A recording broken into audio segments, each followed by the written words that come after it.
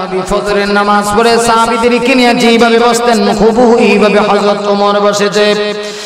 হযরত ওমর যখন বসেছেন আলী বলেন আমি অবলোক দৃষ্টিতে তাকায় আছি, আমার কাছে লাগতে আছে রাতের বেলা স্বপ্ন যুগে যা দেখেছিলাম মনে হয় হুবহু তা বাস্তবিক হতে আরম্ভ হয়ে যাচ্ছে।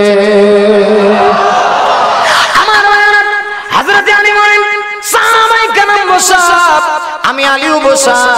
কিছুক্ষণ যাওয়ার পরে দেখি একজন মহিলা ওমরের দরবারে খেজুর হাদিয়া পেশ করেছে।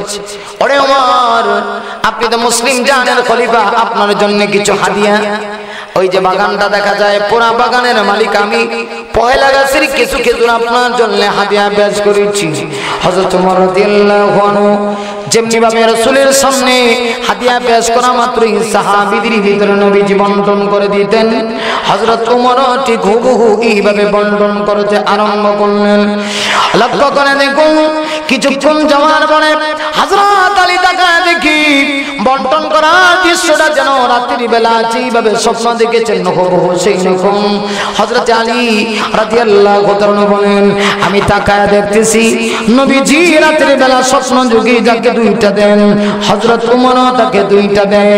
নবী রাত্রি বেলা স্বপ্ন যোগে যাকে তিনটা। আসসালামু আলাইকুম ওয়া রাহমাতুল্লাহি ওয়া বারাকাতুহু। ইন্নাল হামদালিল্লাহি জামিআন ওয়াসসালাতু ওয়াসসালামু আলা মান লা নাবিয়্যা বা'দা। আম্মা বা'দু ফায়া আইয়ুহাল হাযিরুন রাহিমানা ওয়া রাহিমাকুমুল্লাহ। ফাকাদ ক্বালা আল্লাহু তাআলা ফি কালামিহিল মাজিদ ওয়া ফি ফুরকানিহিল হামিদ। আউযু বিল্লাহি মিনাশ শাইতানির রাজীম।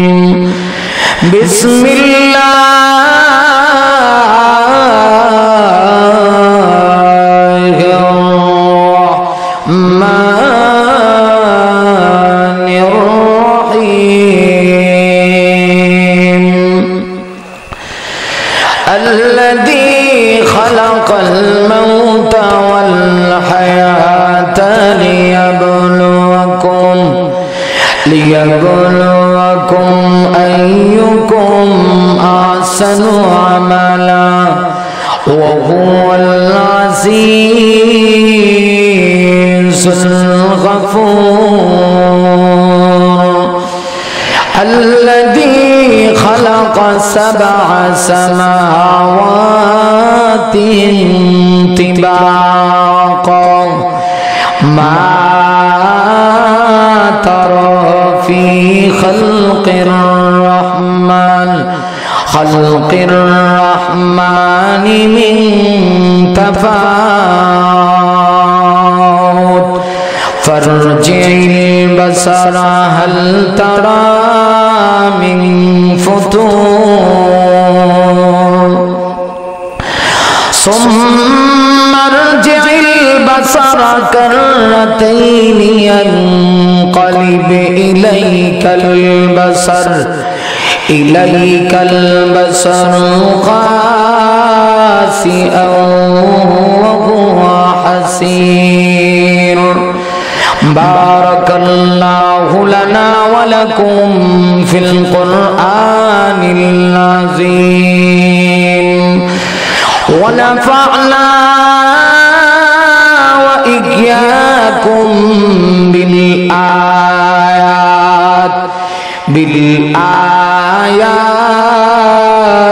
بالآيات والذكر الحكيم.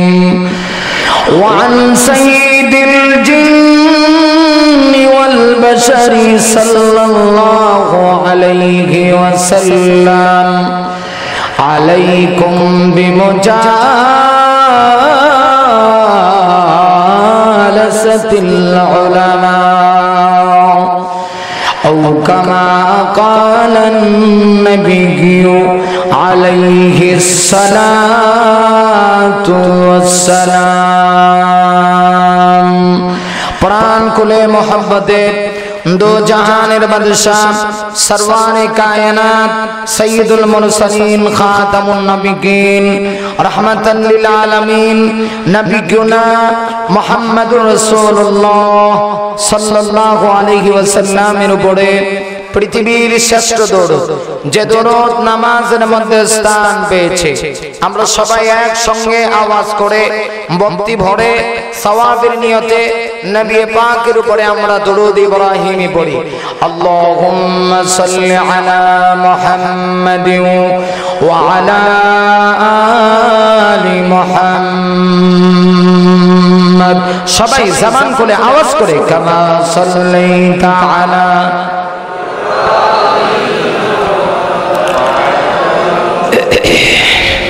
إنك حميد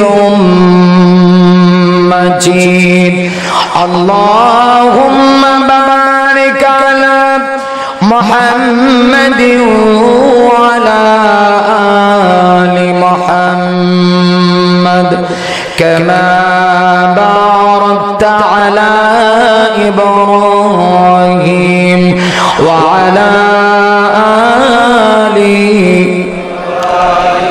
সবাই আওয়াজ করে ইন্নাকা হামিদুম বালাগাল উলা বিকামালিহি কাশাফাত তুজাবি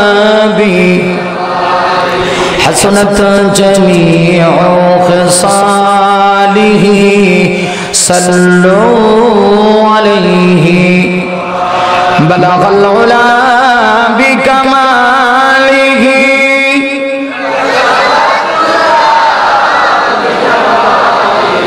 حسنت جميع خصاله صلوا عليه हुए मेरे मस्कन हुए मेरे मस्कन हवाली काबा हुए मेरे मदफन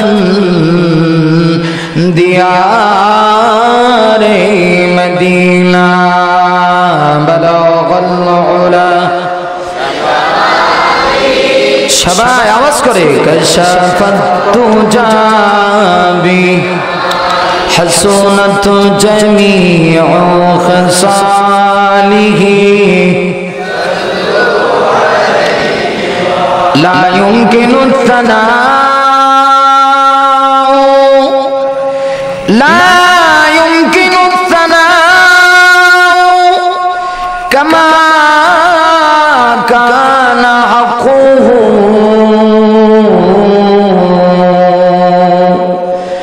بعد خدا بزرگ تو قصہ مختصر بلاغ العلا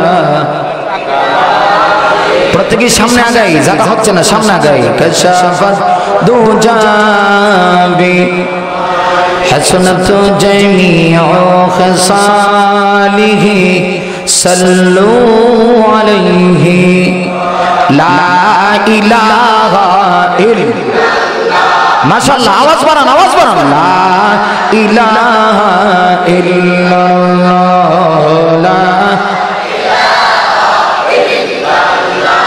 لا إله إلا الله لا إله সুবহানাল্লাহ ওয়ালহামদুলিল্লাহ লা ইলাহা ইল্লাল্লাহ ভাইজান আওয়াজ করে সুবহানাল্লাহ ওয়ালহামদুলিল্লাহ লা ইলাহা সুবহানাল্লাহ ওয়ালহামদুলিল্লাহ লা ইলাহা লা ইলাহা ইল্লাল্লাহ লা ইলাহা ইল্লাল্লাহ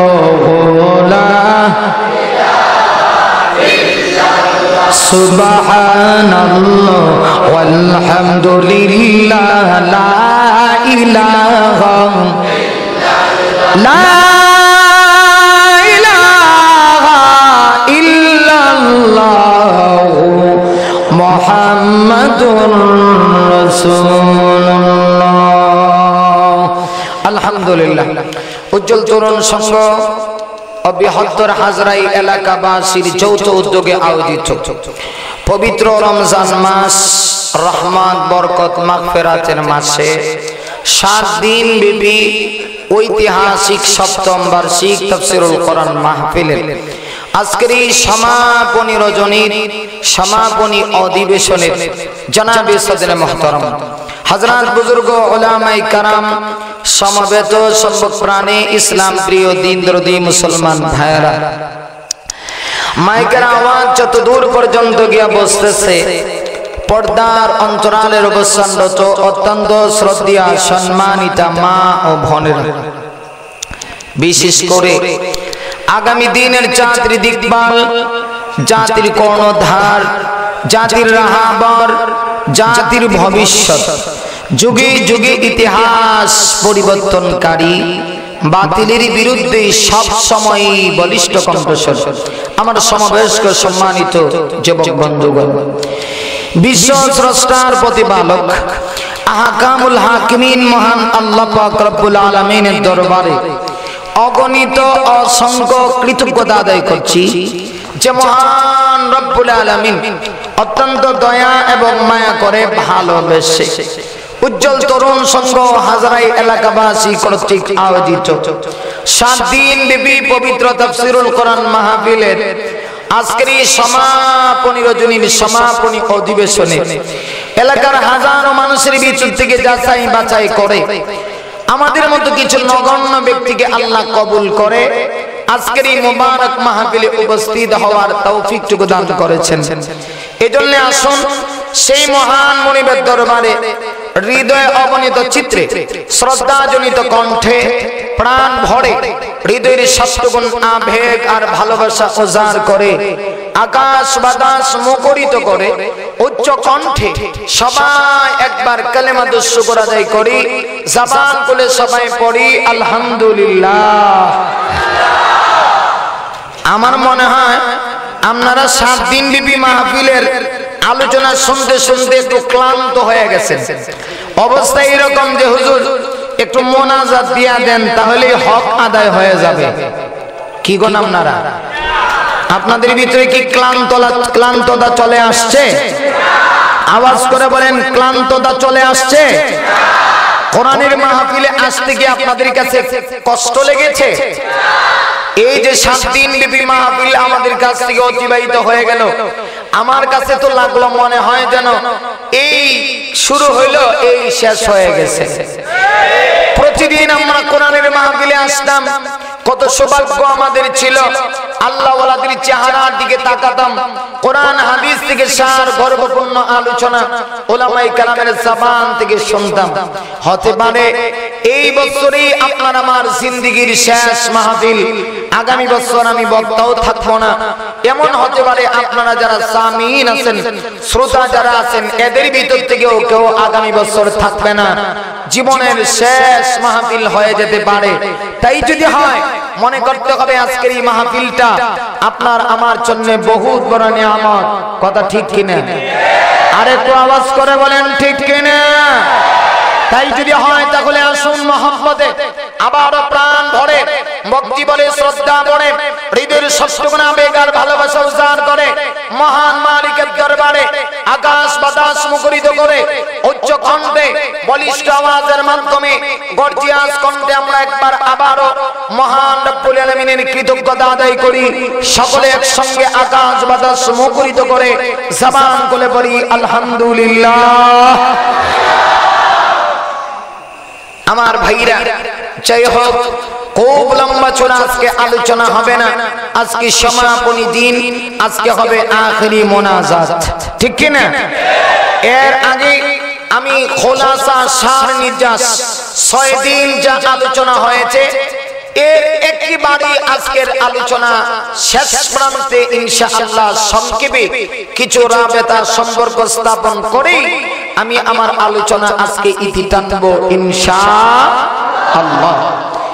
প্রতি বছরই এক একটা সূরা নেওয়া হয় এবং কোরআন শরীফের আলোচনা এটা সাগরের ন্যায় বিশাল এক সমুদ্র। আলোচনার শুরু আছে কিন্তু শেষ নাই। এটাই তো আল্লাহর কোরআনের একটা মুআজিজা, আল্লাহর কোরআনের একটা নিদর্শন। এটা তো পৃথিবীর সাধারণ কোনো বৈজ্ঞানিকের গ্রন্থ বই নয়, বরং এটা ঐশী বাণী, একমাত্র মহান আল্লাহর কালাম। আল্লাহ যেমন বড়, আল্লাহর কালামও তেমনি ভাবে বড়। অন্যান্য আসমানি কিতাব আর এই কিতাবে আকাশ পাতাল ব্যবধান। আসমানি আরো বহু কিতাব আল্লাহ নাযিল করেছেন, এর ভিতরে 100টা সহিফা, 4টা কিতাব হলো সবচেয়ে দামি বা শ্রেষ্ঠ। একটা কিতাবের নাম হলো তাওরাত। নাম কি? আরো জোরে বলেন। তাওরাত এটা আসমানি একটা কিতাব। তাওরাত আল্লাহই নাযিল করেছেন। এই তাওরাত কিতাবকে কিতাবুল্লাহ বলা হয়। জাবুর একটা কিতাব আছে, আসমানি গ্রন্থ আল্লাহ নাযিল করেছেন, এটাও কিতাবুল্লাহ, আল্লাহর কিতাব। ইনজিল একটা কিতাব আল্লাহ নাযিল করেছেন, এটাও কিতাবুল্লাহ, আল্লাহর কিতাব। কিন্তু কোরআন হলো ব্যতিক্রম। কোরআন এমন একটা কিতাব যেটাকে শুধু কিতাবুল্লাহ বলা হয় তা নয়, এই কোরআনটাকে কালামুল্লাহ বলা হয়। সুবহানাল্লাহ। অর্থাৎ কেউ যদি কোরআন পড়ে সেজন্য সরাসরি আমার আল্লাহর সঙ্গে কথা বলে। তাইলে এতদিন আমরা কোরআন থেকে আলোচনা শুনতেছিলাম, কোরআন হাদিসের আলোচনা সাগরের নেই, সুদীর্ঘ আলোচনা। সূরা মুলকের তাফসীরে ঢোকার আগে আমি ধারাবাহিকভাবে সূরা মুলকের বিষয়বস্তু বোঝার জন্য 5টা বিষয় আপনাদের সামনে উপস্থাপন করেছিলাম, স্মরণ আছে? এবং এই 5টা বিষয়ে ধারাবাহিক আলোচনা করে সূরাতুল মুলকে আমি আপনাদের সামনে আলোচনায় ঢুকে বলেছিলাম, সূরা মুলকের প্রথম আয়াতের ভিতরে আল্লাহ পাক রব্বুল আলামিনের বিশাল প্রভাব প্রতিপত্তির বর্ণনা দিতে গিয়ে আল্লাহ তার কয়েকটা সিফাত বর্ণনা করেছেন। এইগুলির ধারাবাহিক আলোচনা সূরা মুলকের প্রথম আয়াতের আলোকে উপস্থাপন করেছি। আলোচনা করে করে গতকাল সূরা মুলকের 2 নম্বর আয়াতে আমরা আলোচনায় ছিলাম। 2 নম্বর আয়াতের ভিতরে আল্লাহ পাক রব্বুল আলামিন, যিনি তাবারাকাল্লাযী বিয়াদিহিল মুলক, যিনি সার্বভৌমত্বের অধিকারী, সর্বময় ক্ষমতার অধিকারী, যার কুদরতি হাতে तमाम পৃথিবীর মালিকত্ব, ওই মহান রব্বুল আলামিন সেই সত্তা সূরা মুলকের 2 নম্বর আয়াতে বলছেন, আল্লাযী খালাকাল মাউতা ওয়াল হায়াত, সেই সত্তা যিনি সৃষ্টি করেছেন তোমাদের মরণ এবং জীবন। গতকাল আলোচনা হয়েছে আল্লাহ মরণের কথা আগে আনলেন কেন, লাইফ জীবনের কথা পরে আনলেন কেন, এই বিষয়ে ইনশাআল্লাহ গতকাল কিছু আলোচনা হয়েছে, আপনাদের বোঝার কথা। তো যাই হোক, এখন আমরা সূরা মুলকের 2 নম্বর আয়াতের দ্বিতীয় অংশের আলোচনা বুঝবো। আল্লাহ পাক রব্বুল আলামিন মানুষের মরণ এবং জীবনকে সৃষ্টি করেছেন এবং মরণের কথা আগে আনছেন কেন, এর আলোচনা আপনাদের সামনে করা হয়েছে। আজকে আমরা বুঝবো এই যে মরণ এবং জীবন আল্লাহ সৃষ্টি করলেন, এই সৃষ্টি করার কারণটা কি, কোন কারণে আল্লাহ সৃষ্টি করেছেন, ঠিক কি না? নাকি এমনিতেই আল্লাহ আপনার আমার জীবন মরণ এমনিতেই দিবেন, না কোনো কারণে দিবেন? কোনো কারণ। সেই কারণটা কি আল্লাহ রাব্বুল আলামিন সূরাতুল মুলকের 2 নম্বর আয়াতের দ্বিতীয় অংশের ভিতরে ফরমান, আল্লাযী খালাকাল মাউতা ওয়াল হায়াতা লিয়াবলুয়াকুম আইয়ুকুম আহসানু আমালা ওয়া হুয়াল আজিজুল গফুর। আল্লাহু আকবার। আল্লাহ বলেন সেই সত্তা যিনি সৃষ্টি করেছেন তোমাদের মরণ এবং জীবন। সৃষ্টি করলেন কেন? লিয়াবলুয়াকুম, যাতে করে তিনি তোমাদের থেকে পরীক্ষা নিতে পারেন। সুবহানাল্লাহ। সুরে কান কি নিতে পারেন? পরীক্ষা। একটু আমার সঙ্গে হানা বলেন, কি নিতে পারেন? পরীক্ষা। কি পরীক্ষা নেবেন? আল্লাহ রাব্বুল আলামিন ফরমান আইয়ুকুম আহসানু আমালা। মহান আল্লাহ রাব্বুল আলামিন বলেন, ও জগতের মানুষেরা, আমি আল্লাহ তোমাদের মরণ এবং জীবনকে সৃষ্টি করেছি। উদ্দেশ্য হলো আমি তোমাদের থেকে পরীক্ষা নিব। বান্দারে, আমি আল্লাহ কি পরীক্ষা নিতে চাই? আইয়ুকুম আহসানু আমালা, তোমাদের ভিতর থেকে কে কার চাইতে ভালো আমল করো সেই পরীক্ষা নিতে চাই। ভালো করে বুঝবেন পরীক্ষাটা কোন বিষয়? ভালো আমল। আল্লাহ বলেন আমি আল্লাহ তোমাদের মরণ এবং জীবনকে সৃষ্টি করেছি। উদ্দেশ্য কি? পরীক্ষা নেওয়া। কথা বলেন উদ্দেশ্য কি? সবাই একটু আওয়াজ করে বলেন উদ্দেশ্যটা কি? পরীক্ষাটা কিসের? কি বিষয়বস্তুর উপরে পরীক্ষা হবে?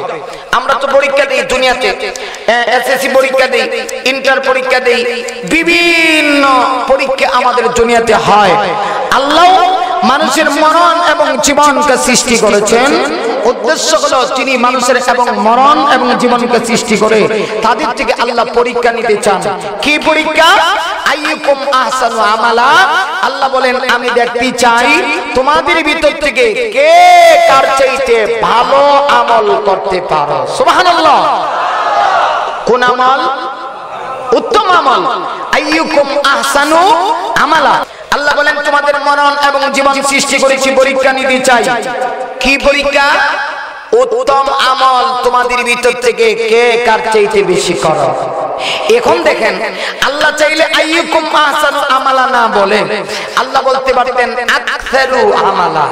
ভালো করে বুঝবেন, আল্লাহ বলেছেন আহসানু আমালা, তোমাদের ভিতর থেকে কে কার চাইতে উত্তম আমল করো এই পরীক্ষা নিব। এই কথা না বলে আল্লাহ বলতে পারতেন তোমাদের ভিতরে কে কার চাইতে বেশি আমল করো আমি সেই পরীক্ষা নিতে চাই। এই কথা বলেন নাই, বলেন বলেছেন উত্তম আমলের পরীক্ষা নিতে চাই। অধিক আমলের পরীক্ষা নয়, বরং আমল যেটা হবে এটা কার উত্তম। তাইলে বোঝা গেল আল্লাহর কাছে অধিক পরিমাণের আমলের কোনো দাম নাই। আমলটা যদি উত্তম না হয়, আমলে যদি একমাত্র আল্লাহর সন্তুষ্টি অর্জনের জন্য না হয়। আরো জোরে কান। আপনি যদি উহুদ পাহাড় সমপরিমাণ আমল করেন আর উদ্দেশ্য থাকে লোকেরা আপনাকে সম্মান দিবে, লোকেরা বলবে যে আপনি বড় আল্লাহওয়ালা, আপনি বড় বুজুর্গ, আপনি বড় নেককার, তাইলে উহুদ পাহাড় সমপরিমাণ আমল করেও আল্লাহর কাছে আপনার 4 পয়সার কোনো মূল্য নাই। এজন্য আল্লাহ আকসারু আমালা বলেন নাই, তোমাদের ভিতর থেকে কে কার চাইতে বেশি আমল করো এই পরীক্ষা, এই পরীক্ষা নিব এই কথা বলেন নাই। বলেছেন আহসানু আমালা, উত্তম আমল। উত্তম আমল, আমল যদি কম হয় আর এই আমলটা যদি উত্তম হয়, ভালো হয়, আমল করতে গিয়ে নিয়ত থাকে একমাত্র আল্লাহকে খুশি করা, তাহলে নবীজি বলেছেন অল্প আমলেই নাজাতের জন্য যথেষ্ট। সুবহানাল্লাহ। এটা কি আমার কথা না? আল্লাহ রাসূল হাদিসে বলেছেন, নুরানিতে পড়ানো হয়, মাদ্রাসায় মক্তবে পড়ানো হয়। ক্বালান নবী সাল্লাল্লাহু আলাইহি ওয়াসাল্লাম আখলিস দীনাকা ইয়াকফিকাল আমানুল কলিল।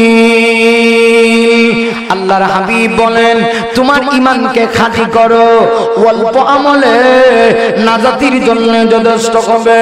ও বন্ধু, আমি যদি উহুদ পাহাড় সমতুল্য আমল করি আর আমার আমল করতে গিয়া আমলটার ভিতরে নিয়তটা সঠিক না থাকে, আমল যদি উত্তম না হয়, মহান আল্লাহর জন্য আমল না হয়, মহান আল্লাহর জন্য যদি ইবাদত না হয়, আল্লাহর কসম ওই উহুদ পাহাড় পরিমাণ সমতুল্য করলো, ইবাদত দিয়া কিয়ামতের মাঠে আমি আল্লাহর কাছ থেকে নাজাত পাওয়া যাবে না, ঠিক কিনা?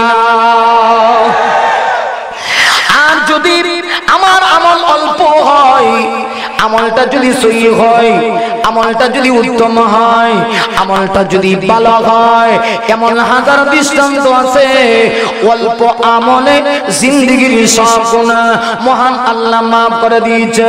বুখারী শরীফের ভিতরে তো আছে, একজন বেশ্যা মহিলা সারা জীবন বেশ্যামি করত, সারা জীবন গুনার কাজ করত, টাকার বিনিময়ে সে বেশ্যার কাজ করত। এমন বেশ্যা মহিলা সারাটা জীবন গুনাহ করে করে জিন্দেগি অতিবাহিত করেছে। আল্লাহর কি কুদরত বোঝা যায় না? ওই বেশ্যা মহিলা একদিন রাস্তা দিয়ে হাঁটে যাচ্ছে, এমনি অবস্থায় তার পায়ের নিচে ছিল মোজা, চামড়ার মোজা অবস্থায় ওই বেশ্যা মহিলা হেঁটে হেঁটে যাচ্ছে। হেঁটে যাওয়া অবস্থায় হঠাৎ করে ওই মহিলা তাকায় দেখি বিশাল গভীর একটা কুয়া, ওই কুয়ার কাছে একটা কুকুরটা জিহ্বা বের করেছে।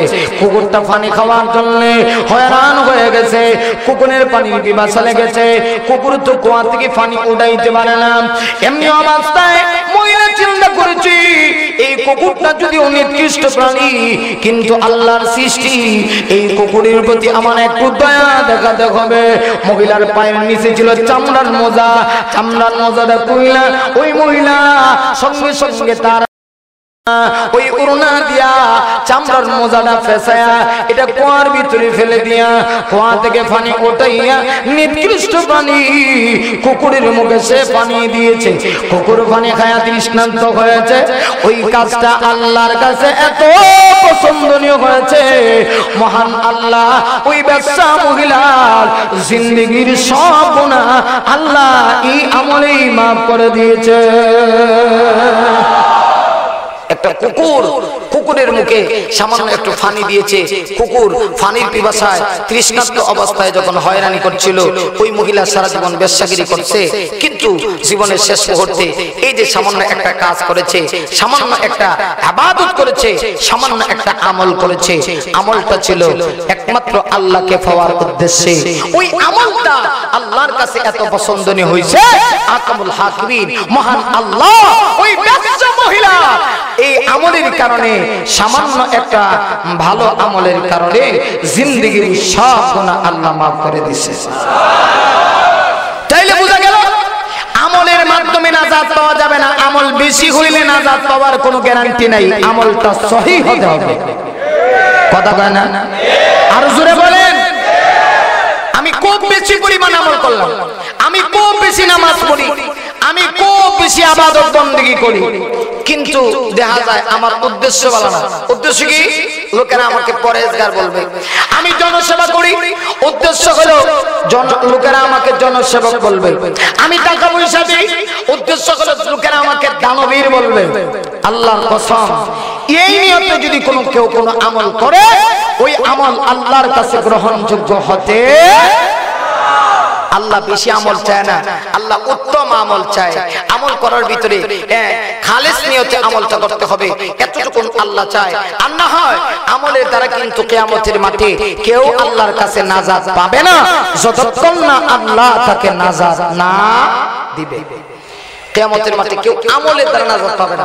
আমি নামাজ পড়া, আমি ইবাদত বندگی করা, আমি মনে করলাম যে না হাসরের মাঠে আমার নামাজ, রোজা, ইবাদত বندگی আমার অধিক পরিমাণ, এই আমলের বদলা আমি নাজাত পেয়ে যাব, এমন নয়। আল্লাহ যতক্ষণ পর্যন্ত আপনাকে দয়া না করবে, কোন মুমিন জান্নাতে যেতে পারবে না যতক্ষণ আল্লাহ পাক রব্বুল আলামিন ওই মুমিনকে দয়া না করবে। ঠিক কি না? হাকিম মুহাম্মদ আশরাফ আলী থানভী রাহমাতুল্লাহ আলাইহি তার কিতাবের মধ্যে লিখেছেন, বনি ইসরাইলের এক ব্যক্তি ছিল, যেই লোকটা 500 বছর পর্যন্ত ইবাদত করছে। আচ্ছা, আপনার আমার হায়াত কি 500 বছর? কথা কয় না? বরং এই কথা আমরা কেউ বলতে পারি না কার কতদিন হায়াতে জিন্দেগি নিয়ে আমরা দুনিয়াতে এসেছি। আল্লাহ রাসূল বলেছেন, আমার উম্মতের হায়াত হবে 60 থেকে 70 বছরের ভিতরে। আখেরি নবীর উম্মতের হায়াত এত লম্বা নয়, কিন্তু এই 60 থেকে 70 বছরের জিন্দেগির খুব বেশি দাম হবে। আখেরি নবীর উম্মতের হায়াত যদিও কম, কিন্তু এর ভিতরে আল্লাহ এমন কিছু বিশেষ বোনাস দিয়েছে যেগুলা অন্য কোন উম্মতকে, অন্য কোন নবীর উম্মতকে আল্লাহ দেয়। যেমন দেখা যায় এই রমজান মাস, এই রমজান মাসে যদি কেউ সবে কদরের একটা রাত ইবাদত করতে পারে, উম্মতে মুহাম্মাদীর এই এক রাত্রির ইবাদত করার কারণে মহান আল্লাহ পাক রব্বুল আলামিন 83 বছর 4 মাস ইবাদত করলে যেই সব হয়, মহান আল্লাহ তার আমলনামায় এই সব দান করবে। এটা হলো উম্মতে মুহাম্মাদীর জন্য বিশেষ বোনাস। কথা বলে না, বিশেষ বোনাস। কিন্তু বোনাস তো আবার সকলেই পায় না। আমরা দেশে কিছু লোক সালাক্কের বাপ আছে, নামাজ নাই, রোজা নাই, ইবাদত নাই, বন্দেগী নাই, বাৎসরিক নামাজি, এই সবে কদর রাত থেকে বোনাস পাইতেছে। কেউ কথা বলে না, আর জোরে কোন না আসেনি না। একবারে বাজারে মাছ বেচতেছে, মাছ চিনি না গেল মাছের বাগা বাগা ঘরে বেছে না, এটা কি কয়? অনেকগুলি মাছ একত্রিত করে দেবে, সেটা নাম হলো বাগা। কেউ সিলেটি ভাষা কি কয়? বাগা। ছোট মাছের একটা বাগা 25 টাকা দিয়ে বেচতেছে। তো কেউ যদি এক বাগা নেয়, সাথে কিছু এক্সট্রা দেয়। কথা কয় না, যেটা এক্সট্রা দেয় এটার নাম কি? বোনাস। কেউ যদি 2টা বাগা লয়, তাহলে তার আরেকটু বোনাস আরেকটু বাড়ায়। কেউ যদি 60টা বাগা লয়, তাহলে দেখা যায় তার বোনাসটা আরেকটু বাড়ায়। আরেক সালাকের ব্যবসা নিতে দিতেছে। এটা কি এখন কুদ্দুস আলী? হ্যাঁ, তুমি যেইভাবে বাগা বেছো সাথে বোনাস দাও। সমস্যা কই? আমার টাকা পয়সা নাই, সমস্যা নাই। একটা কাজ করো, বোনাস যেটা আছে এটা আমার দিয়ে লাও। এই বেটা কয়, হায় রে, এটা তুই কি কইলে? তুই এটা কস কি? এই বোনাস তো আমি সকলের জন্য রাখছি না, যে নিব এর লাগা। আমাদের সমাজে কিছু মানুষ আছে বোনাস পেতে চায়, সারা মাস রমজানে রোজা রাখে না। দেখা যায় লাইলাতুল কদরের রাত গিয়ে কয়, ইমাম সাহেব একটু দোয়া করে দেন, আল্লাহ যেন আমার কপালে কিছু জুটায় দেয়। ঠিক নেই? এই ব্যক্তির দৃষ্টান্ত হলো ওই ব্যক্তির নেই। কোন ব্যক্তি? যে ব্যক্তি মাথার মাঝে আপনার ফাগরি লাগায় নামাজ পড়া হলো সুন্নত, ঠিক কি না? কেউ যদি পাগড়ি লাগায় নামাজ পড়ে, এক রাকাতে 70 রাকাত নামাজের সব আল্লাহ দিব। এখন এক ব্যক্তি চিন্তা করলো, এক রাকাতে যদি 70 রাকাত নামাজের সব পাওয়া যায়, তাহলে আমার তো ফাগরি লাগানোর মতো কোনো কাপড় অবশিষ্ট নাই। তার 70 টাকার জন্য যে কাপড় আছে, কি কোন আপনারা 70 টাকা কি ফরজ? নামাজের জন্য 70 টাকা ফরজ। এখন 70 টাকার জন্য যে কাপড় আছে, ওই 70 টাকার কাপড়টা খুললে মাথার মাঝে ফাগরি বাঁধা দিছে। আচ্ছা, আপনারা কোন এখন ফরজ বাদ দিয়া সুন্নত আমল করতে গিয়া 70 টাকা ফরজ বাদ দিয়া এই কাপড় দিয়ে মাথার মাঝে ফাগরি বাঁধে যদি কিয়ামত পর্যন্ত একেবারে বাইতুল্লাহর সামনে গিয়ে সিজদা দেয়, সব হইব? কথা কয় না কেন? এ ফরজ বাদ দিয়ে সুন্নতের কোনো দাম থাকে না। আমাদের অবস্থা এরকম হয়ে গেছে, আমরা শুধু এক্সট্রা পেতে চাই, বোনাস পেতে চাই, চাকরি করতে চাই না। চাকরি ছাড়া কেউ যদি সরকারের বোনাস পেতে চায়, মনে হয় বোনাস মিলবে না, বরং বোনাসের উল্টা জুতা। আমাদের এই অবস্থা হয়ে গেছে। উম্মতে মুহাম্মাদি বলে দাবি করি, আর ইবাদত নাই, বন্দেগী নাই। বছরের কিছু দিনে আমরা নামাজ পড়ি। কেউ আছে বাৎসরিক নামাজি, কেউ আছে শবে বরাতের নামাজি, কেউ শবে কদরের নামাজি, কেউ এমন মুসলমান আছে 2 ঈদের নামাজি, কেউ 2 ঈদেও নামাজ পড়ে না। কথা কন আমার মায়েরা, তাহলে বোঝা গেল আপনি যদি একটা বোনাস পেতে চান, মহান আল্লাহর যে বিধান আছে বিধান পালন করার পরে হায়াতে জিন্দেগির ভিতরে মহান আল্লাহ উম্মতে মুহাম্মাদীকে বিশেষ কিছু দিন দিয়েছে। এমন দিনগুলিতে মহান আল্লাহ আপনাকে বোনাস দান করবে। আর যদি মহান আল্লাহর বিধানই পালন না করেন, বোনাস পাওয়ার যেমনি ভাবে কোনো আশা করা যায় না, ঠিক তদ্রূপভাবে ইবাদতবিহীন কেউ যদি আল্লাহর কাছ থেকে বিশেষ পুরস্কারের আশা করে, সরকার যেভাবে চাকরি না করলে বোনাস দেয় না, আল্লাহর পক্ষ থেকেও বান্দাকে এই রকম বোনাস দেওয়া হবে না। অদুস্ত আমি বলতেছিলাম, মহান আল্লাহ উম্মতে মুহাম্মাদকে 60 থেকে 70 বছরের জিন্দেগি দিয়েছে, কিন্তু অন্যান্য পয়গম্বরের উম্মতেরা 500 বছর হায়াত পাইতো। এমনকি বনি ইসরাইলের অনেক পয়গম্বরের উম্মতেরা 1000 বছর পর্যন্ত হায়াত পাইতো। 500 বছর যদি গুনাহ করে আর 500 বছর পর্যন্ত ইবাদত বন্দি করত। কিন্তু বিশ্বনবী রাহমাতুল লিল আলামিনের উম্মতের হায়াত এত লম্বা না, কিন্তু হায়াতি জিন্দেগির বড় দাম। আমার ভাইরা, মূল কথা শুনলেই বনি ইসরাইলের ওই লোকটা 1-2 বছর না 500 বছর পর্যন্ত ইবাদত করেছে। হাসরের কঠিন ময়দানে মহান আল্লাহ ওই বান্দাকে ডেকে বলবে, ওরে বান্দা, আয় তুই 500 বছর পর্যন্ত ইবাদত করেছিস, বছরের কিছুদিন ছাড়া বাকি সব দিনগুলিতে আল্লাহর বান্দা রোজা রেখেছে। এমন ব্যক্তিকে আল্লাহ হাসরের মাটি ডেকে বলবে, আয়, আমি আল্লাহ রাব্বুল আলামিন তোর আমলের কারণে নয়, বরং আমি আল্লাহ দয়া করে তুই যে 500 বছর ইবাদত করেছিস, বিনিময়ে আমি আল্লাহ তোকে জান্নাত দিলাম। আমার যে মুহূর্তে মহান আল্লাহ এই কথা বলবি, এমনিতেই লোকটা বলবে, আল্লাহ গো, আমি আমলের বদলাই জান্নাতে যেতে চাই, দয়া করে আপনার অনুগ্রহ জান্নাতে যাইতে চাই না। আল্লাহ বলবেন, কেন? এমনিতেই বনে সেই লোকটা অহংকারী করে বলবে, আল্লাহ, আমি না 500 বছর ইবাদত করেছি, যেই লোকটা এত বছর ইবাদত করলো, এমন লোকের কি অনুগ্রহে জান্নাতে যেতে হয়? আল্লাহ বলেন, ভালো কথা, তুমি ইবাদতের বদলে জান্নাতে যদি চাও, তাহলে আগে আমার নিয়ামতের হিসাব দাও। আমি আল্লাহ তোমাকে অগণিত অসংখ্য নিয়ামত তোমার বডির ভিতরে আমি আল্লাহ তৈরি করে দিয়েছি। জোরে বলুন না সুবহানাল্লাহ। মহান আল্লাহ রাব্বুল আলামিন বলেন, ভালো কথা, তুমি ইবাদতের বদলে যদি জান্নাতে যেতে চাও, তাহলে আমার নিয়ামতগুলির হিসাব তোমাকে আগে দিতে হবে। ওরে বান্দা শুন, আমি আল্লাহ তোর দিকের ভিতরে, মানব দিকের ভিতরে 3.5 হাত বডির ভিতরে আমি আল্লাহ অসংখ্য নিয়ামত দান করেছি। এর ভিতরে একটা নিয়ামত হলো 2টা ব্যাটারি। সুবহানাল্লাহ। শোক চিনেননি? এই ব্যাটারি ছাড়া মানুষের দাম আছে না।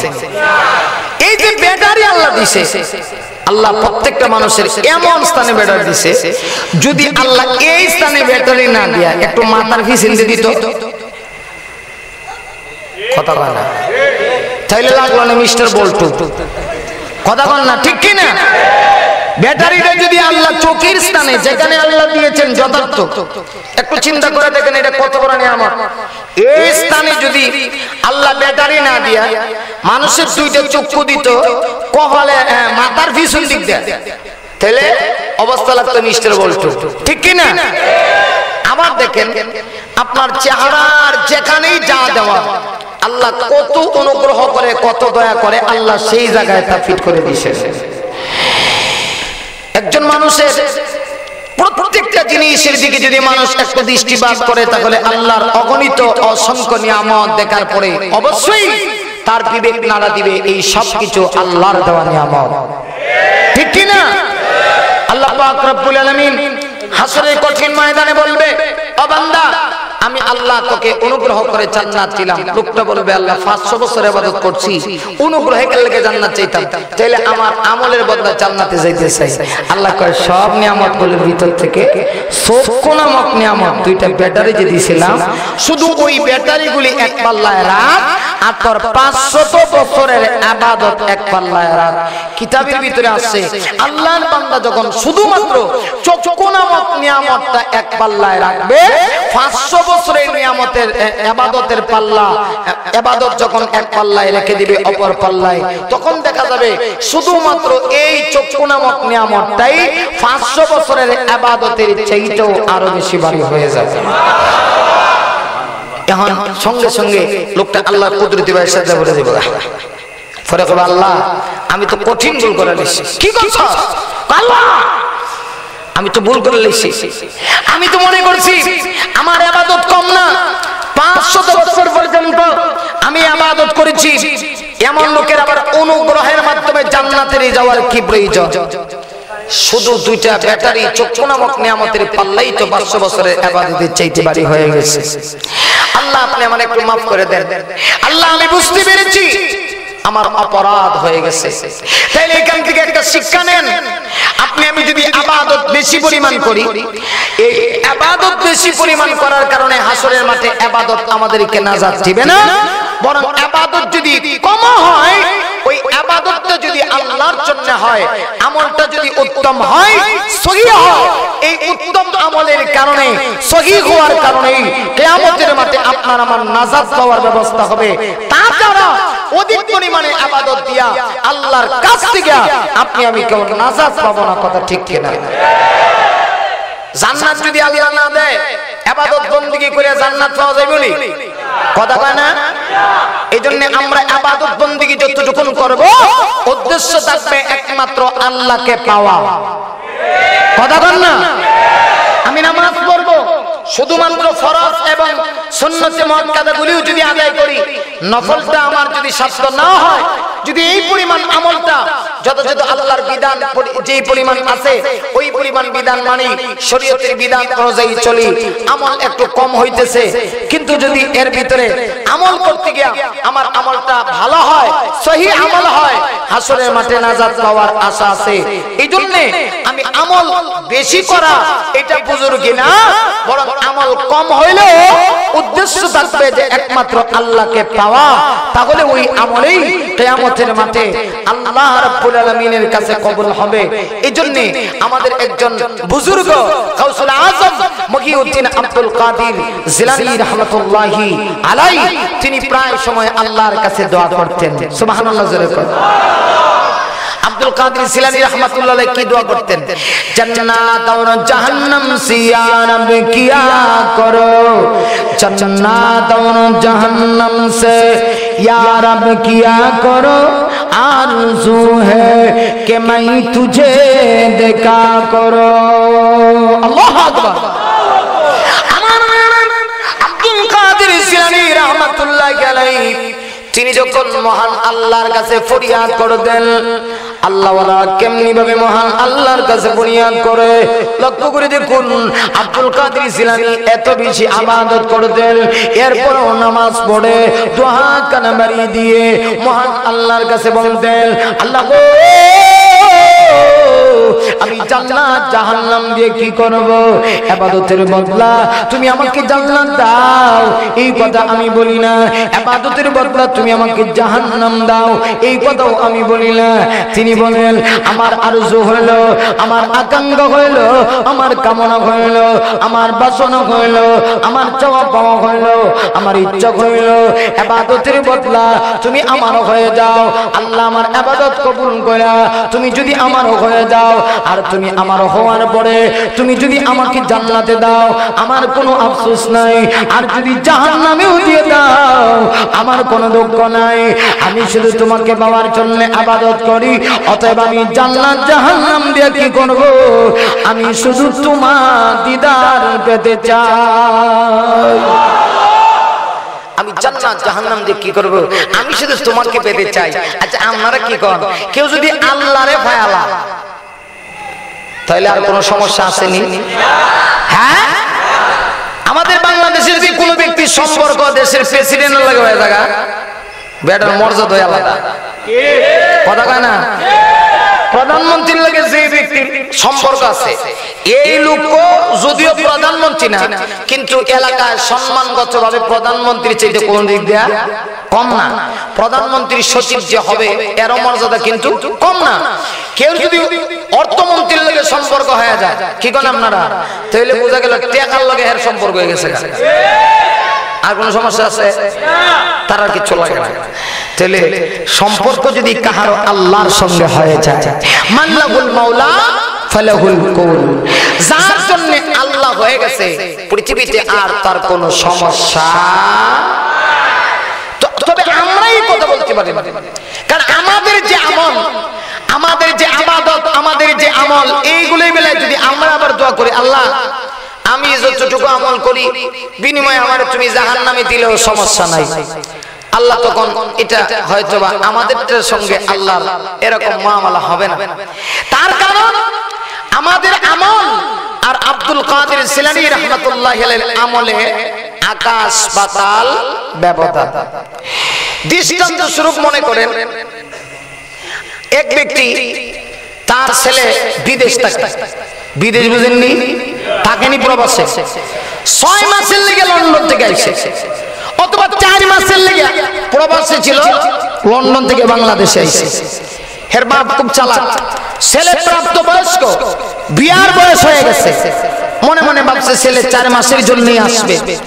অল্প সময়, এই অল্প সময়ের ভিতরে ছেলেকে বিবাহ করাইলে কন্যা দেখা 2.5 মাস সময় যাবে গিয়া।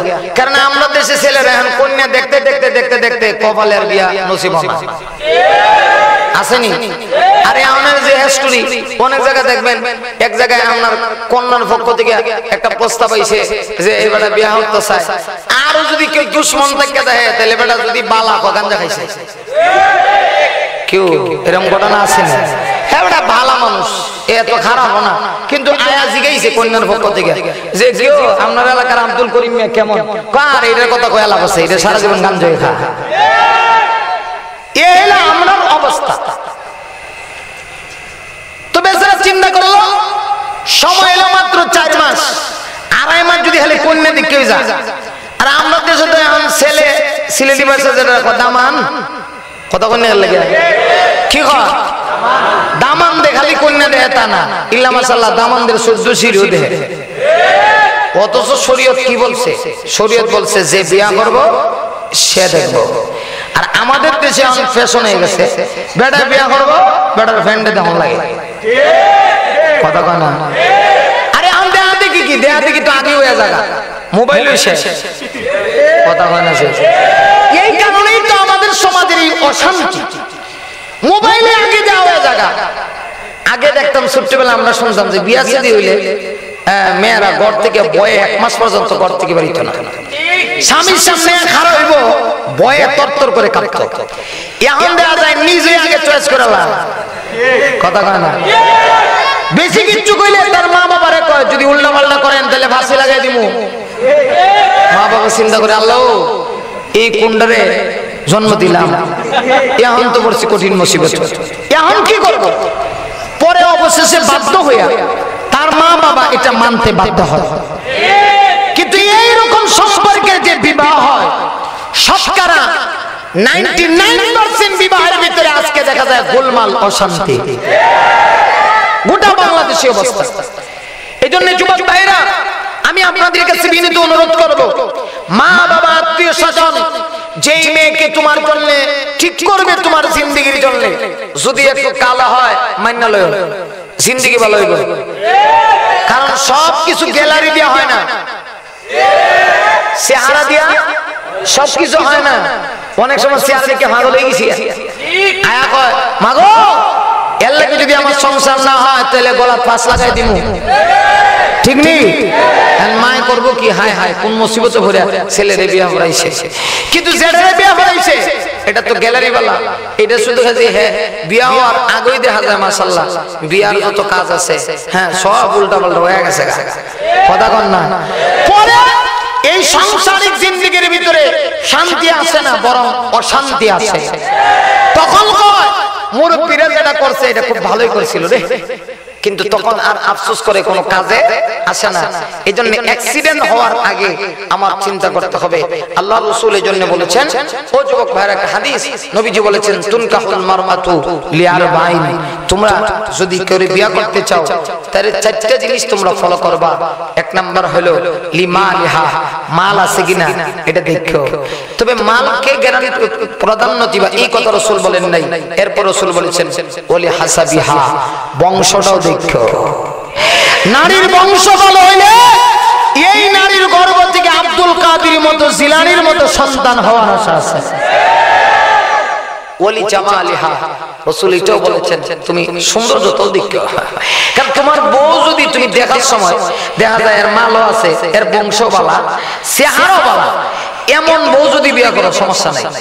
আর এখন দেখা যায় এটা কেন আল্লাহ রাসূল বললেন যে তুমি চেহারাও দেখো, কারণ আমাদের দেশে অনেক যুবক ভাইরা আছে বিয়ে করার সময় এটা ভালো করে দেখে না, হঠাৎ করে দেখে পাগল হয়ে যায়, পরে দেখা যায় তার ঘর আনার পরে রাস্তা বেরিয়েছে অথবা পত্রিকা খুলছে, খুললে এক ম্যাডামরা দেখে কয় হায় হায় এই আমার ঘরেরটা চাইতে দেখা যায় এটা আরো বেশি ভালো।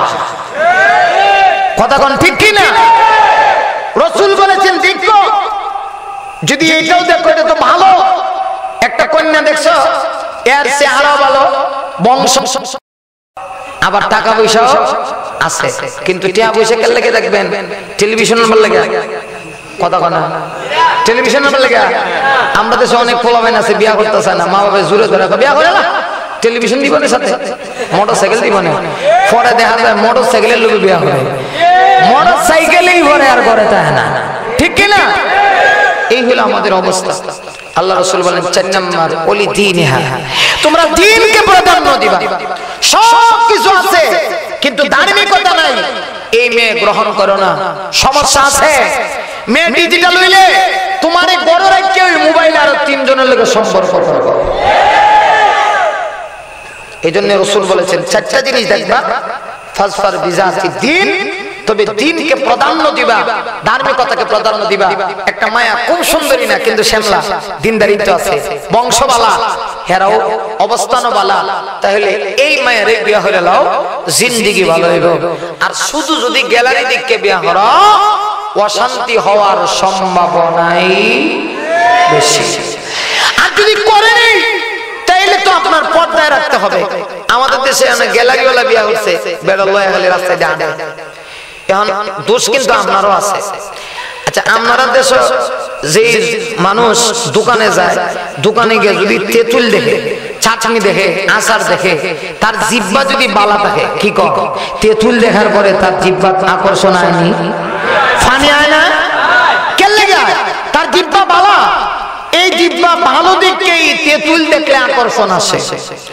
আপনি বিয়া করলেন গ্যালারিওয়ালা, খুব সুন্দরী, এটা তো ভালো কথা, ইসলাম আপনাকে বিধান দিছে, কিন্তু এমন সুন্দরী মহিলাকে লইয়া আপনি রাস্তায় বের হয়ে গেলেন, হ্যাঁ ও আদা তুষা জুতা লাগায়া, অর্ধউলঙ্গ কাপড় লাগায়া আর বেনিটিবিক লাগায়া রাস্তায় বের হইছেন, এখন যে সাওয়ান না হেও সায়, ঠিক কি না? তাইলে আপনারও কিছু দোষ এখানে আছে। এই জন্য আমরা যারা আছি এগুলি দিকে খুব খেয়াল করবো। তো আমার ভাইরা, আপনার আমার আমলের যে অবস্থা, দৃষ্টান্ত হলো আব্দুল কাদের জিলানীর আমল কেমন, আমাদের আমল কেমন, এর একটা দৃষ্টান্ত উপমা পেশ করতেছিলাম। তার আমলটা হলো কিরকম? মনে করেন এক ব্যক্তি, তার ছেলে বিদেশে গেছে, বিদেশ থেকে লন্ডন থেকে বাংলাদেশে আসছে 4 মাসের জন্য। চিন্তা করলো সময় অতি অল্প, 2.5 মাস সময় আছে, এর ভিতরে যদি আমি 4 মাসের ভিতরে 2.5 মাস শুধু কন্যা দিকে সময় কাটায় দেই, তাহলে তো আমার ছেলের সময় নষ্ট হয়ে যাবে। বাবা যদি চালাক হয়, ছেলে লন্ডন থেকে আসার আগেই দেখা যায় সুন্দরী একটা মেয়ে দেখে, মেয়েটা পরহেজগার দেখে মা বাবা ঠিক রেখে দেয়। এয়ারপোর্ট আসার পরে বাবা কানে কানে কয় সন্তান দে, বাবা তোমার কোনো টেনশন নাই, 4 মাসের সময় লেগে কিছে, আমরা তোমার জন্য সুন্দর ভালো দেখে একটা মেয়ে, ধার্মিক মেয়ে দেখে রেখে দিছি, তোমার কোনো টেনশন নাই। এই কথা যখন বাবা বলে, ছেলে যদি একটু জ্ঞানবান হয়, ছেলে চিন্তা করবে আমার মা বাবা আমার কখনোই খারাপ কামনা করে না। তখন ছেলে চিন্তা করলো সমস্যা নাই, মা বাবা যেহেতু দেখেই রাখছে, তাহলে আমি এইটাতে রাজি হয়ে যাই। যখন রাজি হয়ে যায়, ছেলের জিন্দগিটা ভালো হয়, ওই ছেলেটা সাংসারিক জিন্দগির মধ্যে খুব আরামে থাকে, খুব সুখে থাকে, জিন্দগিটা ভালো চলে। আর আরেকটা ছেলে এখন দেখা যায়, এই ছেলেরা যখন বিয়া করাইছে সুন্দরী মায়া, তার মনের সাথে মনের মিল হইছে। মেয়ে যদি মাঝে মধ্যে একটু রাগ করে, অভিমান করে, হে ফালটা দেখা যায় রাগ ভাঙ্গায়, অভিমান ভাঙ্গায়, কেন? মেয়ের প্রতি তার একটা অসাধারণ ভালোবাসা। আর আরেক বেটা জোরে জাপ পড়ে, ছেলে রাজি না, ছেলে বিদেশে থাকে না, কাইলে ছেলে দিকে একটা মহিলা বিয়া করে দিলাইছে, হেডাতে রাজি আছেন না, জোরে জাপ করে বিয়া করছে। বিয়া করার পরে দেখা যায় এখন তো তার মাঝে মলমলের তান্না হয়ে গেছে, একজনে আরেকজনকে ভালোবাসে না, মেয়ে অভিমান করে ঈদের টাইমে চলে গেছে গা বাপের বাড়ি। এমন ঘটনা হয়নি? বাপের বাড়ি গিয়া অভিমান করে তার স্বামীরে বলছে তুমি আয়া লয়া যাও। আর স্বামী হলো দক্ষিণ সুরমা বিশাল বড় ব্যবসায়ী। স্বামী মনে মনে চিন্তা করে আল্লাহ তুমি যা করছো খুব ভালো হইছে। যেরকম ঠিক কিনা? কারণ সে অভিমান করে, অভিমান করলে স্বামী মনে মনে কয় আল্লাহ খুব ভালো করছো, হে যদি না তাহলে আমার লাগে খুব ভালো। কারণ কেন? এই মেয়েটার প্রতি তার কোনো ভালোবাসা নাই, রাগ করলে অভিমান ভাঙাইতে চায় না। আর ওই পোলা, যেই পোলারে তার বাবা বিদেশ থেকে আসার পরেই মনের মতো একটা মেয়ে বিবাহ করাই দিছে, 2 মাস পরে দেখা যায় স্ত্রী থেকে বাপের বাড়ি গিয়ে রাগ করে কয় আমার না লয়ে গেলে আমি যাবো না। ছেলেরে দেখা যায় পাল্টা, ছেলে আবার মায়ের পাল্টা রাগ ভাঙ্গায়। কেন? ওই মাইয়ার প্রতি তার আকর্ষণ আছে। আব্দুল কাদের জিলানী রাহমাতুল্লাহি আলাইহি তার আমলটা হলো ওই সুন্দরী মহিলার নে। সুন্দরী মহিলা যদি রাগ করে স্বামী যেমনি ভাবে রাগ ভাঙায়, কেন?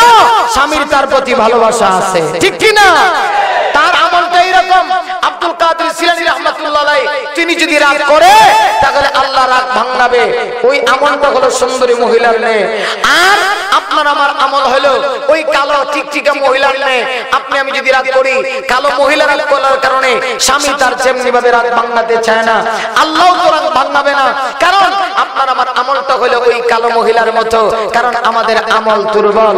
এইজন্য আমরা যদি বলি আল্লাহ আমাদের আমলের কারণে জাহান্নামে দাও, আল্লাহ কইব তাক তোর জাহান্নামে, তোরে আর জাহান্নাম থেকে বের করব না। কথা ঠিক কিনা? উনার আমল হইল সুন্দরী মহিলার নে, আর আমাদের আমল হইল ওই কালো মহিলার নে। আমার ভাইরা, এই জন্য আমল আমরা যতটুকুন করব, বেশি পরিমাণ আমলের দাম আল্লাহর কাছে বেশি এই কথা নয়, বরং অবস্থা এরকম। আল্লাহ বলেছেন আমি যে তোমাদের মরণ এবং জীবন সৃষ্টি করেছি, উদ্দেশ্য কি? আইয়ুকুম আহসানু আমালা, তোমাদের অধিক পরিমাণে আমল কে কার চাইতে বেশি করো, বেশি পরিমাণ আমল কে করো, এই পরীক্ষা নিতে চাই না, বরং তোমাদের ভিতরে তোমরা যে আমল করতেছো ওই আমলের ভিতরে কে উত্তম আমল করো, আমি আল্লাহ সেই পরীক্ষা নিতে চাই, ঠিক কি না? তাইলে আমরা আমল বেশি করব, এটা আমাদের মুখ্য উদ্দেশ্য নয়, বরং যতটুকু করব মুখ্য উদ্দেশ্য থাকবে একমাত্র মহান আল্লাহকে খুশি করা, ঠিক কি না? আরো জোরে বলেন। যদি এই মুখ্য উদ্দেশ্য নিয়ে অল্প আমলই করতে পারি, এই যে 7 দিন ব্যাপী তাফসীরুল কোরআন মাহফিল, এই যে কোরআনের মাহফিল আমরা সাজালাম, কোরআনী ডেকোরেশন আমরা করলাম, জান্নাতি বাগান আমরা তৈরি করলাম, যদি ওই যে 7 দিন ব্যাপী, কিন্তু আল্লাহর কাছে আমলটা যদি আমাদের সহিহ নিয়ত হয়, কিয়ামতের মাঠে আপনার আমার নাজাতের ফয়সালা হবে। কথা ঠিক কিনা? এই জন্য আমরা নিয়তটাকে সহিহ করে নিব। আমার ভাইরা, আমল বেশি করা আমাদের মুখ্য উদ্দেশ্য নয়, বরং আমল যেটা করব আমলটা হবে উত্তম। উত্তম আমল যদি হয়, অল্প আমলও হয়, কিয়ামতের মাঠে নাজাতের ফয়সালা হবে, এতে কোনো সন্দেহ। আমার বাবা, এইজন্যই তো আল্লাহ রাব্বুল আলামিন সূরা মুলকের 2 নম্বর আয়াতের ভিতরে বলে দিয়েছেন আল্লাযী খালাকাল মাউতা ওয়াল হায়াতা লিয়াবলুয়াকুম আইয়ুকুম আহসানু আমালা। আল্লাহ বলেন, ও মানুষ শোনো, আমি আল্লাহ তোমাদের মরণ এবং জীবনকে সৃষ্টি করেছি। কেন সৃষ্টি করলাম? লিয়াবলুয়াকুম, যাতে করে আমি তোমাদের থেকে পরীক্ষা নিতে পারি। ও মানুষ শোনো, দুনিয়াটা হলো পরীক্ষার হল, পরীক্ষার স্থল। এই দুনিয়ার জিন্দেগিতে আপনি আমি যদি পরকালের পরীক্ষার স্থানে ফলাফল যদি আমাদের ভালো হয়, পরীক্ষায় যদি ফার্স্ট হতে পারি, আমলের পরীক্ষায় যদি আপনি আমি উত্তীর্ণ হতে পারি, কিয়ামতের কঠিন ময়দানে ফলাফলের বেলায় আমাদের এ প্লাস আর গোল্ডেন প্লাস পাওয়া যাবে। আর আমল যদি একটু ব্যতিক্রম হয়, কিয়ামতের কঠিন ময়দানে আল্লাহর আদালতে দাঁড়ানোর কোনো ব্যবস্থা থাকবে না, ঠিক কিনা? আমার বায়না লক্ষ্য করে দেখুন, মহান আল্লাহ পবিত্র কোরআনে কারীমের ভিতরে নিজেই বলেছেন, ও মানুষ শোনো, এই দুনিয়ার জিন্দেগিতে তুমি যদি পরীক্ষার হলে যাররা পরিমাণ নেক আমল করো, হাসরের কঠিন ময়দানে আমি আল্লাহ ওই যাররা পরিমাণ নেক আমলের বদলা দেব। আর যদি যাররা পরিমাণ গুনাহ করো, এটার বদলাও আমি আল্লাহ হাসরের মাঠে দান করব। ফামাইয়ামাল মিসকালা যাররাতিন খায়রান ইয়ারা ওয়া মাইয়ামাল মিসকালা যাররাতিন শাররান ইয়ারা। আল্লাহ বলেন ও মানুষ শোনো, যদি তুমি কেউ তোমাদের ভিতর থেকে কেউ যাররা পরিমাণ নেক আমল করে হাসরের ময়দানে তাও তাকে দেওয়া হবে, আর যাররা পরিমাণ যদি বদ আমল করে হাসরের কঠিন ময়দানে আমি আল্লাহ তাও দান করব। কিয়ামতের কঠিন ময়দানে আমি আল্লাহ ফলাফল ঘোষণা করব। ওই দিন ফলাফলের বেলায় যাদেরকে ডান হাতে আমলনামা দেওয়া হবে, যাদের আমল ভালো হবে, ওদের কোনো চিন্তা নাই, ওদের কোনো টেনশন নাই, ওদের ঘাবড়ানোর কোনো কিচ্ছু নাই। একমাত্র মহান আল্লাহকে পাওয়ার জন্য দুনিয়ার জিন্দেগিতে যারা আমল করে নিজের জীবন অতিবাহিত করবে, নেক আমল করবে একমাত্র মহান আল্লাহকে পাওয়ার জন্য, এমন মানুষগুলি দুনিয়ার থেকে যাওয়ার সময় ফেরেশতারা তাদের কাছে এসে সুসংবাদ দিবে।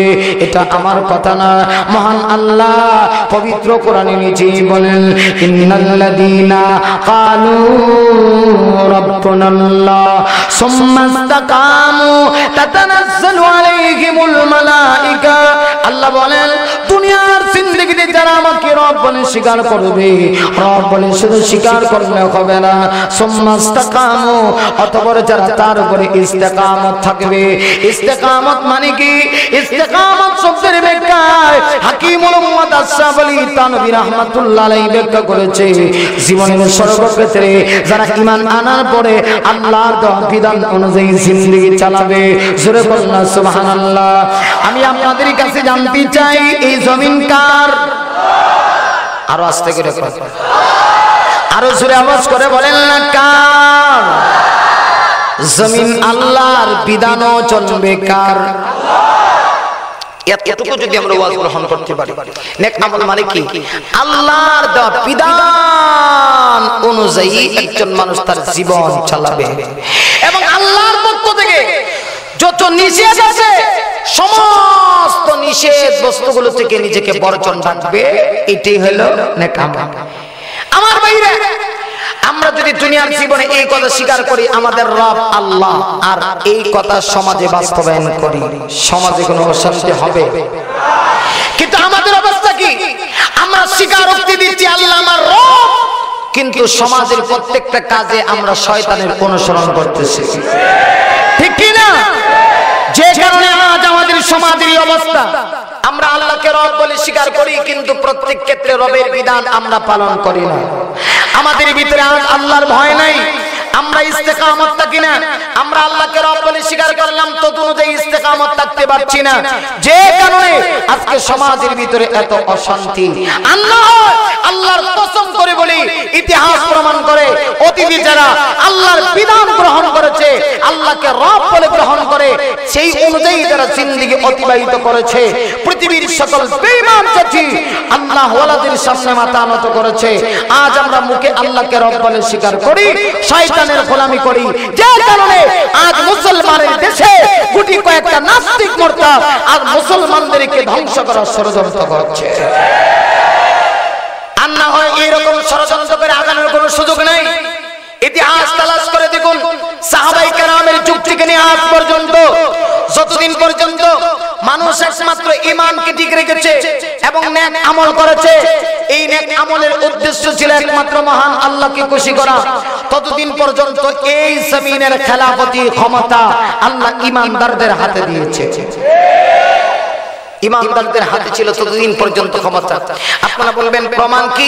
আল্লাহ নিজে কোরআনের ভিতরে বলেছেন, ওয়াদাল্লাহুল্লাযীনা আমানু মিনকুম, আমি আল্লাহ ওয়াদা করেছি যারা ঈমান আনবে তোমাদের ভিতর থেকে, ওয়া আমিলুস সালিহাত, এবং যারা নেক আমল করবে। ইন্নাল্লাযীনা ক্বালু রাব্বুনাল্লাহ সুম্মা ইসতাকামু, এর একটা ব্যাখ্যা হলো আল্লাহকে রব বলে স্বীকার করা, আর ইস্তেকামত থাকা মানে হলো নেক আমল করা। আর এই আয়াতে আল্লাহ পাক রব্বুল আলামিন বলতেছেন, যদি তোমরা, আমি আল্লাহ ওয়াদা করছি, যদি তোমরা ঈমান আনো আর নেক আমল করো, লা ইস্তাখলিফান্নাহুম ফিল আরদ, অবশ্যই আমি আল্লাহ তাদেরকে জমিনের খেলাফতি দান করব। এখন আমরা খেলাফতি করব দূরের কথা, বরং দেখা যায় মায়ের খাওয়ার আরম্ভ হইছে। আমরা আমরা তো মার খাইতেছি, কিন্তু মুসলমানের সংখ্যা কি আজ কম? একটু ভালো করে জবাব দেন, মুসলমানের সংখ্যা কি আজ কম? গোটা পৃথিবীতে আজ মুসলমানের সংখ্যা দাঁড়িয়েছে প্রায় 250 কোটির কাছাকাছি। আল্লাহু আকবার, আরো জোরে বলেন না আল্লাহু আকবার। মুসলমানের সংখ্যা প্রায় 250 কোটির কাছাকাছি। একটা সময় এই জমিনে এত বেশি মুসলমান ছিল না। সাহাবায়ে কেরাম, আসহাবে বদরিন সাহাবীদের অবস্থা লক্ষ্য করে দেখুন, 313 জন সাহাবীর মাধ্যমে আল্লাহ ইসলামের ঝান্ডাকে বুলন্দ করেছে। 313 জন সাহাবী বদরের প্রান্তরে হাজার বেঈমান কাফেরকে পরাজিত করেছে।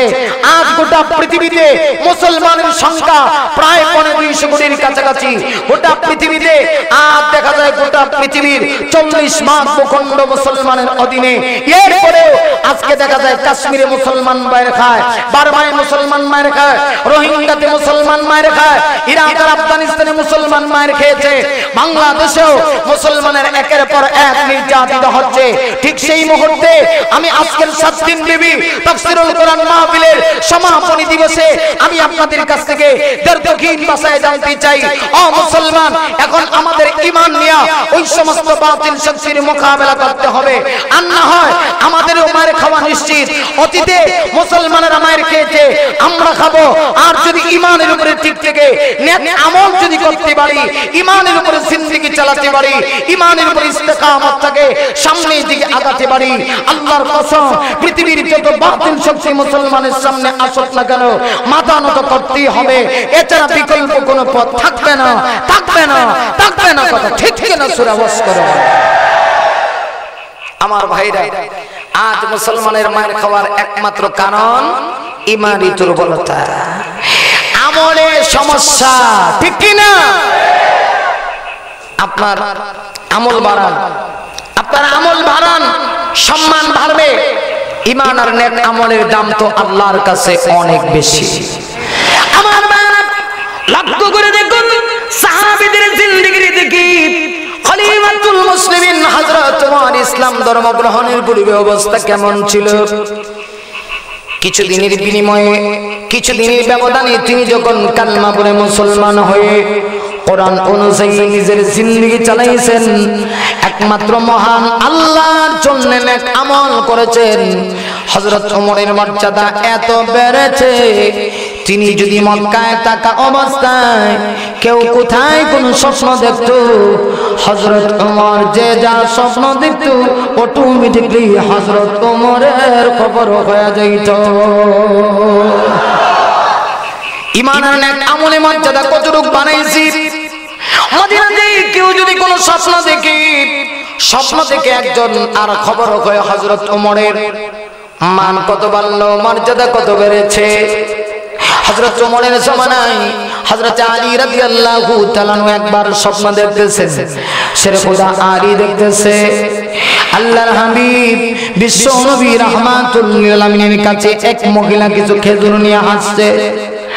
আমার মহিলা কিছু খেজুর নিয়ে আসে, আল্লাহর রাসূলের দরবারে হাদিয়া পেশ করেছি, এবং মহিলা বলতেছে, ইয়া রাসূলুল্লাহ, ইয়া হাবিবাল্লাহ, নবী গো, ওই যে সামনে একটা খেজুরের বাগান দেখা যায়, পুরা বাগানের খেজুরের মালিক হলাম আমি। সুবহানাল্লাহ। এই বাগানের ভিতর থেকে প্রথমে কয়েকটা গাছের ভিতরে কিছু খেজুর ধরেছে, পহেলা গাছের কিছু খেজুর আপনার জন্য বরকতের জন্য হাদিয়া এনেছি, আপনি নিজে খাইয়েন, আর সাহাবীদের ভিতরে আপনি একটু খেজুরগুলি বন্টন করে দিন। হযরত আলী বলেন, আমি স্বপ্ন দেখি। নবী তো কল্যাণ স্বপ্ন যুগে দেখতেছি, মহিলা যে মুহূর্তে খেজুর দিয়েছে, মুহূর্তের ভিতরে আল্লাহর হাবিব সমস্ত সাহাবীদেরকে সিরিয়াল করে নবীজি বসাইলেন।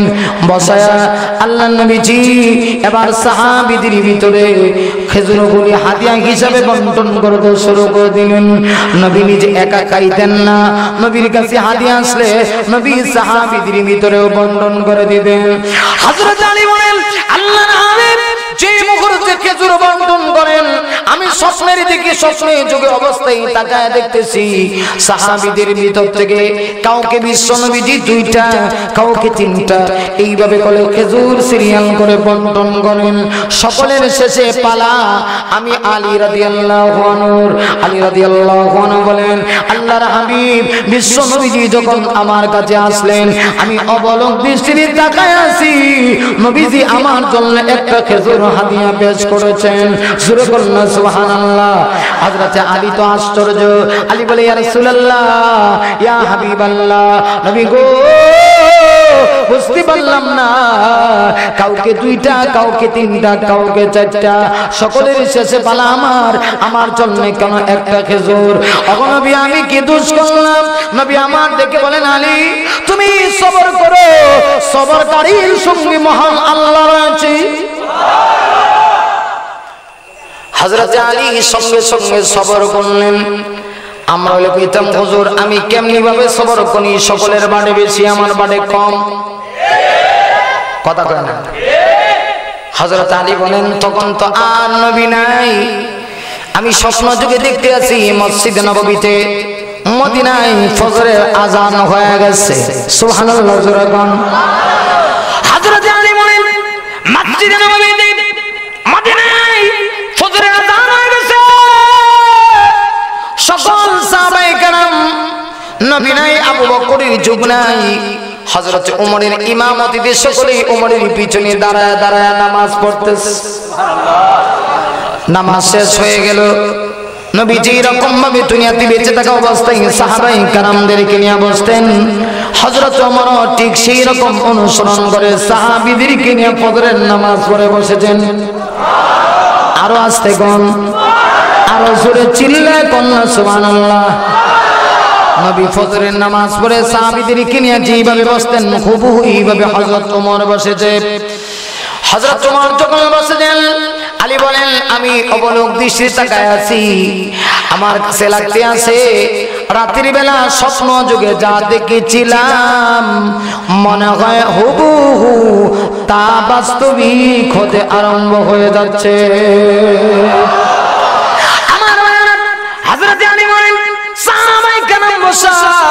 আমি আলীও বসা।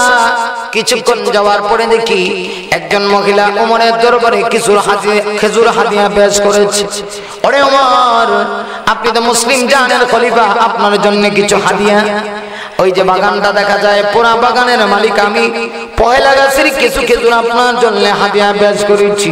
হযরত ওমর রাদিয়াল্লাহু আনহু যেমনি ভাবে রাসূলের সামনে হাদিয়া পেশ করা মাত্রই সাহাবীদের ভিতরে নবীজি বন্টন করে দিতেন, হযরত ওমর ঠিক হুবহু এইভাবে বন্টন করতে আরম্ভ করলেন। লক্ষ্য করে দেখুন, কিছুক্ষণ যাওয়ার পরে হযরত আলী তাকায় দেখি বন্টন করার দৃশ্যটা যেন রাত্রি বেলা যেভাবে স্বপ্ন দেখেছেন হুবহু সেই রকম। হযরত আলী রাদিয়াল্লাহু তাআলা বলেন, আমি তাকায় দেখতেছি নবীজি রাত্রি বেলা স্বপ্ন যুগে যাকে দুইটা দেন, হযরত ওমর তাকে দুইটা দেয়। নবী রাত্রি বেলা স্বপ্ন যুগে যাকে তিনটা দেন, হযরত ওমর তাকে তিনটা খেজুর দেয়। এইভাবে পালা বন্টন ক্রমে সকলের শেষে আমার পালা। হযরত আলী অপলক দৃষ্টিতে অপেক্ষমান অবস্থায় ছিলেন। আমার পালা আসার পরে আমাকে ওমর কয়টা খেজুর দেয়। আমার হযরত আলী বলেন, আমি তাকায় দেখি যখন আমার পালা আসলো হযরত ওমর আমার জন্য একটা খেজুর হাদিয়া পেশ করেছেন। জোরে বলুন না সুবহানাল্লাহ। এমনিতে হযরত আলী আশ্চর্য হয়ে দেখে বলেন, ও মুসলিম জাহানের খলিফা ওমর, কাহার জন্য দুইটা, কাহার জন্য তিনটা, কাহার জন্য চারটা করে খেজুর, সকলে এসেছে আমার ফালা, আর আমার জন্য কেন একটা? আমি কি অপরাধ করেছি? এমনিতে হযরত ওমর জবাব দেন, ওরে আলী, রাত্রির বেলা কি তুমি স্বপ্ন দেখো নাই? দিনের নবী বিশ্ব নবী রাহমাতুল লিল আলামিন তোমাকে একটা খেজুর দিয়েছে, আর আমি ওমর তোমাকে আমাকে কিভাবে তুই খেজুর দে, আমি তো নবীর সঙ্গে কোনো বেয়াদবি করতে পারি না, আমি ওমর তো এমন মানুষ না। লক্ষ্য করে দেখুন হযরত আলী আশ্চর্য, রাতের বেলা স্বপ্ন দেখছি আমি, খবর হইছে ওমরের। এর কারণ কি? ওমরের এত মান কেন বাড়লো, এত মর্যাদা কেন বাড়লো? মদিনাতে কেউ কোনো স্বপ্ন দেখলে ওমরের খবর হয়, এইগুলা অস্ত্রের মাধ্যমে মর্যাদা বাড়ে নাই, ঈমান আর নেক আমলের কারণে। ওমরের আমলটা ভালো ছিল, ঈমান আর নেক আমলের কারণে হযরত ওমরের পজিশন আর মর্যাদা বেড়েছে। দুনিয়ার মানুষ এজন্য বলছিলাম আল্লাহ আপনার আমার মানব জীবন সৃষ্টি করেছি, উদ্দেশ্য কি? আল্লাহ আপনার আমার থেকে পরীক্ষা নিতে চায়, আপনার আমার ভিতর থেকে, আপনার আমার ভিতরে কার আমল উত্তম, কার আমল ভালো। এই আমল ভালো পরীক্ষায় যদি উত্তীর্ণ হতে পারি, কিয়ামতের কঠিন ময়দানে আল্লাহর আদালতে নাজাত পাওয়া যাবে, এছাড়া বিকল্প নাজাত পাওয়ার কোনো ব্যবস্থা নেই, ঠিক কিনা?